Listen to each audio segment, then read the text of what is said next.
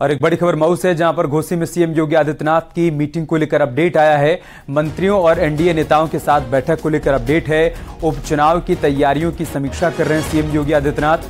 जनसभा के बाद सीएम योगी उपचुनाव को लेकर बैठक कर रहे हैं और इस बैठक में वो ग्राउंड जीरो की हकीकत की जानकारी भी ले रहे हैं। तो ये बड़ी खबर हम आपको बता रहे हैं। सीएम योगी आदित्यनाथ, जिन्होंने मऊ के घोसी में अब से थोड़ी देर पहले जनसभा को संबोधित किया, भारतीय जनता पार्टी के प्रत्याशी दारा सिंह चौहान के समर्थन में वोट की अपील की, तो उस जनसभा के ठीक बाद वो बैठक ले रहे हैं। मंत्रियों और एनडीए नेताओं के साथ इस वक्त उनकी बैठक चल रही है। उपचुनाव की तैयारियों की वो समीक्षा कर रहे हैं। जनसभा के फौरन बाद सीएम योगी आदित्यनाथ उपचुनाव की तैयारियों को लेकर एनडीए नेताओं और मंत्रियों के साथ इस वक्त बैठक कर रहे हैं।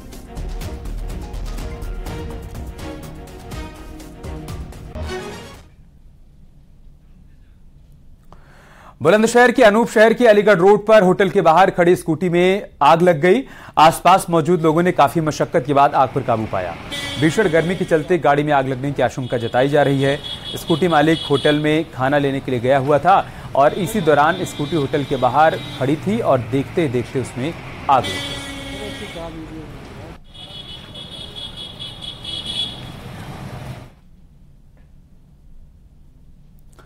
उधर ताजनगरी आगरा में एक दिल दहला देने वाला हादसा हुआ है। यह हादसा आगरा के ग्वालियर हाईवे पर हुआ है। हाईवे पर एक ट्रक तेज रफ्तार से जा रहा था, तभी उसने एक कार को अपनी चपेट में ले लिया। कार में पति पत्नी और 2 बच्चे सवार थे। इतना ही नहीं, ट्रक ड्राइवर और कंडक्टर को हिरासत में ले लिया गया है। ट्रक ने कार को अपनी चपेट में लेकर लगभग 300 मीटर तक घसीटा और आगे लेकर गई। इस हादसे में पति पत्नी के साथ ही बच्चे गंभीर रूप से घायल हो गए हैं।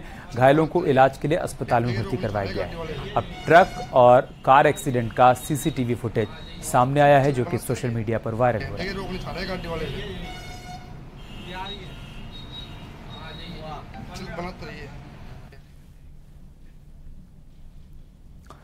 कोटद्वार की दुगड्डा की पहाड़ी पर बसे आमसौड़ और जमरगढ़ी गांव पर भूस्खलन का खतरा मंडरा रहा है। घनी आबादी वाला आमसौड़ और जमरगढ़ी गांव पहाड़ी के ठीक नीचे बसा हुआ है। ऐसे में सबसे ज्यादा खतरा इन्हीं गांवों पर मंडरा रहा है। खतरे को देखते हुए प्रशासन ने रात को ही ग्रामीणों को उनके घरों से बाहर निकल जाने का निर्देश दिया और वो सभी लोग दूसरे गांव में जाकर शिफ्ट हो गए। डर के साए में रह रहे ग्रामीण दिन के समय अपने घरों में वापस आते हैं और जैसे ही बरसात या फिर रात का समय होता है वो दूसरे गांव में चले जाते हैं। गांव से अब तक 50 से अधिक परिवार पलायन कर चुके हैं। वहीं मामले में प्रशासन का कहना है कि गांव का भूगर्भीय सर्वेक्षण करवाया जाएगा, जिसके बाद ही गांव को लेकर आगे का फैसला लिया जाएगा।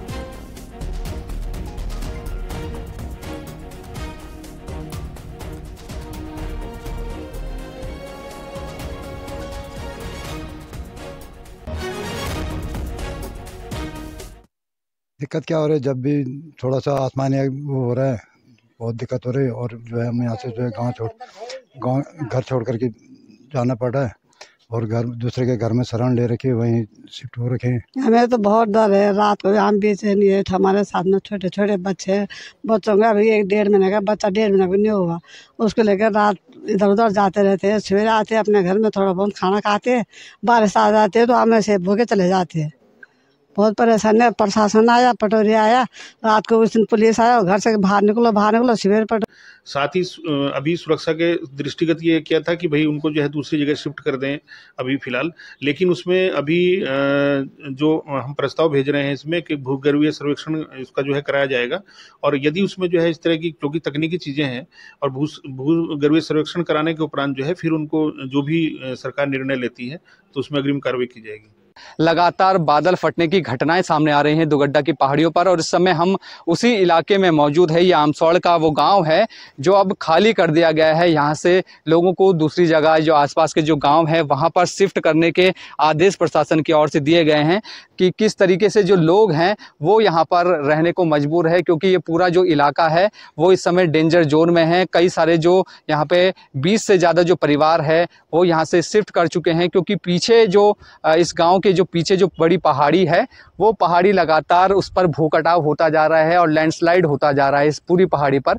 और इसी पहाड़ी का ये नतीजा है कि जो लोग हैं अब वो डर के साए में जीने को मजबूर हैं। प्रशासन की ओर से फिलहाल हिदायत लोगों को दी गई है कि यहाँ से शिफ्ट कर लिया जाए, क्योंकि लगातार जो बरसात का सीज़न है इसमें यहाँ पर रहना किस खतरे से खाली नहीं है। बोल्डर्स लगातार आ रहे हैं, तो जो लोग हैं वो खासे परेशान हैं, ग्रामीण परेशान हैं, इधर उधर शिफ्ट कर चुके हैं और दिन के समय वापस हालांकि वो अपने घरों में आते हैं, लेकिन जैसे ही बरसात शुरू होती है या रात का समय होता है तो उनको मजबूरन इस पूरे गांव से खाली, ये पूरा जो गांव है वो खाली हो जाता है, दूसरी सुरक्षित जगहों पे चल जाता है। तो ऐसे में लोगों की मांग है कि वो कुछ ना कुछ प्रशासन उन्हें राहत जरूर पहुंचाए। अनुपम भारद्वाज, न्यूज़ 18, आमसौड़, दुगड्डा।